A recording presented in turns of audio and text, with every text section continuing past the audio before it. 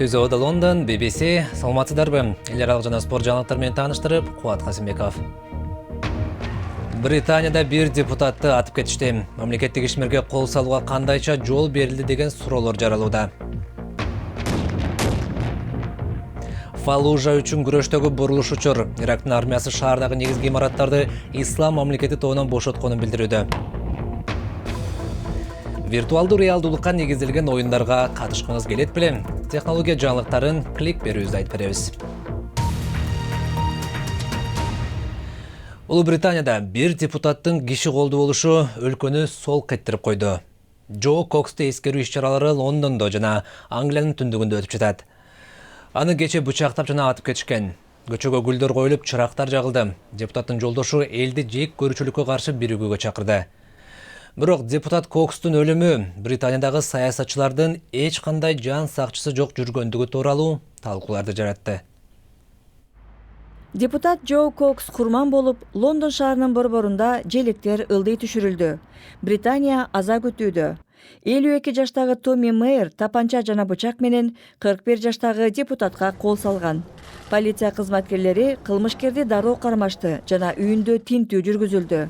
Айрым сынчылар депутаттарга жолугуу, алар менен баарлашуу өтө оор деп белгилешет. Бирок Джо Кокс андай эмес болчу. Ал элдин өкүлү болчу. Дайыма жергиликтүүлөрдүн таламын талашып келген. Аны эч качан акча же бийлик кызыктырчу эмес.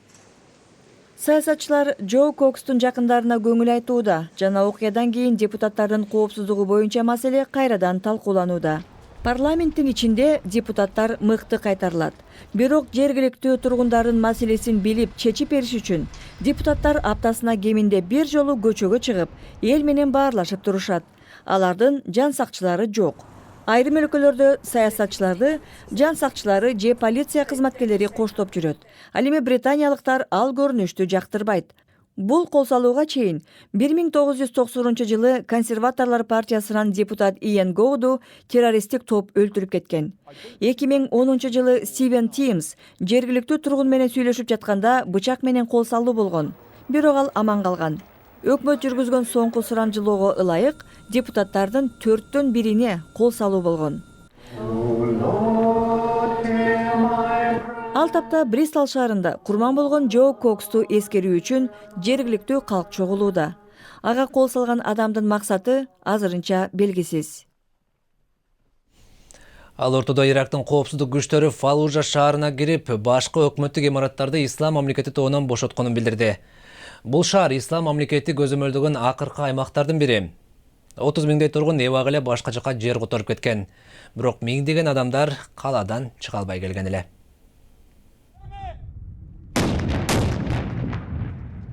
3 апта мурун Фаллужа шаарын өздөрүн Ислам мамлекети деп атаган топтон кайтарып алыш үчүн аскердик операция башталган.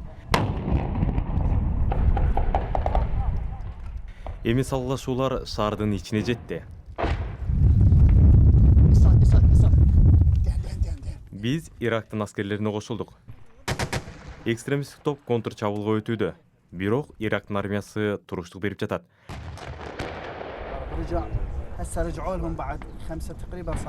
Генерал Аббас коалициялык күчтөр менен байланышта турат.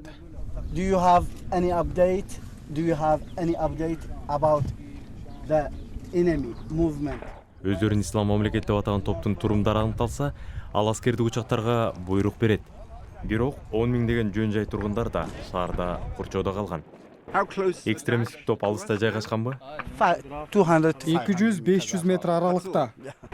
Бул аймак кооптуу эмеспи? Жок. Иракта экстремисттик топ эң биринчи Фаллужаны басып алган. Демек 2 жыл бою коргонууга даярданып келишкен. Шаарда 250дөн баштап 2000ге жакын согушкер бар болушу мүмкүн деп жоромолдонууда.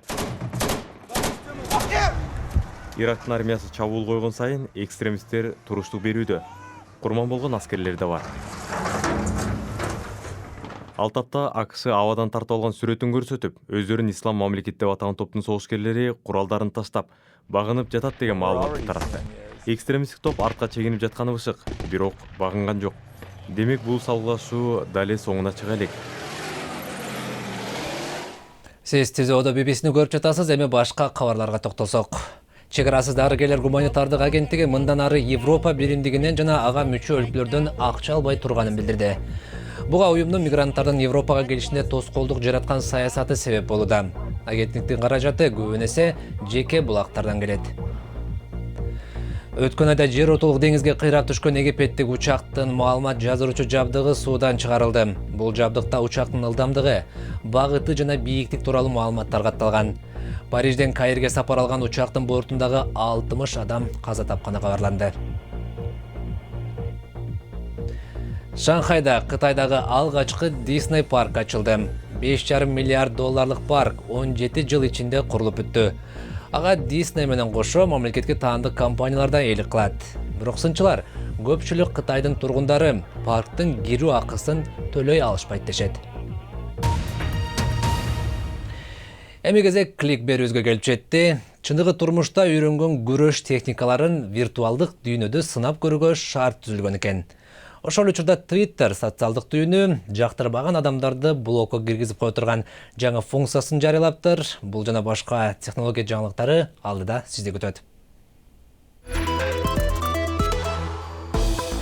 Компьютер оюндарын виртуалдык дүйнөдө ойногуңуз келеби? Компьютердик оюн индустриясы бул технологияны кардарларга жеткирүүгө шашууда.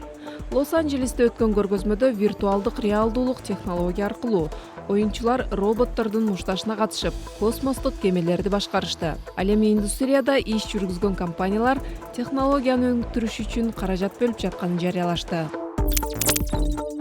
Microsoft компаниясы LinkedIn аттуу ишкерлер үчүн интернет-сайтка 26 миллиард доллар бөлүп берерин жарыялады. Бул кадам көптөрдү таң калтырды. Демек, LinkedIn'деги 106 миллион колдонуучунун ар бири 250 долларга бааланууда. Microsoft'тун жетекчиси Сатья Наделла бул кадам аркылуу компаниянын тейлөө жаатындагы иштерин жакшыртып жатканын билдирди.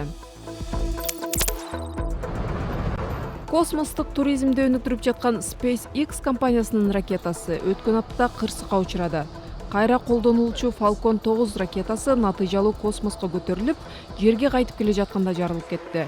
Буга чейин Falcon 9 ракетасы 3 жолу космоско учуп, кайрадан жерге ийгиликтүү конгон.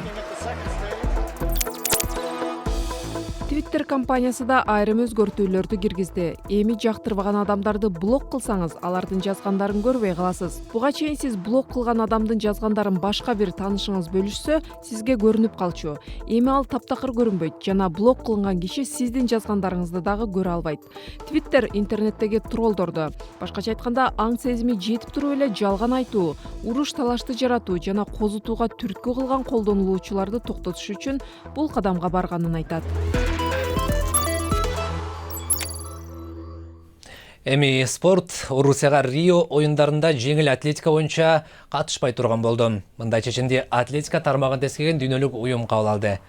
Орусия өткөн ноябрь айында эл аралык мелдештерден четтетилген эле буга өлкөнүн допинг колдонгондорду колдоду деген дооматтар себеп болгон. Европанын футбол чемпионатына келели Чехия менен Хорватия бүгүн бири-бирин жеңип алууга аракет кылышууда. Италия Ситадин Мартинстин 88 мүнөттөгү голу менен Швецияны утуп алды. Эми Италия кийинки айлампага багыт алууда. Бүгүн Испания Түркия менен күч сынашмакчы. Берүүбүздүн соңунда айымдар турмушка чыкканда кийүүчү көйнөктөрдүн өзгөчө түрлөрүн көрсөтөлү. Эгер бул көйнөктөр башкалардан айырмасы жок десеңиз, жаңылышасыз. Себеби бул daarаткына кагаздан жасалган көйнөктөрдүн конкурсу үчүн атайын даярдалган көйнөктөр. Дизайнерлер кийимдерди жасоо үчүн daarаткына кагазы, клей, скотч жана ийне жиптен башка эч нерсе колдоно албайт. Аны кийген айымдардын кубанычында чек жок. Адамдын жаратмандыгында чек жок десек болчудай, пенсиясы аз, каражаты аз карыялар эмне кыла алмак?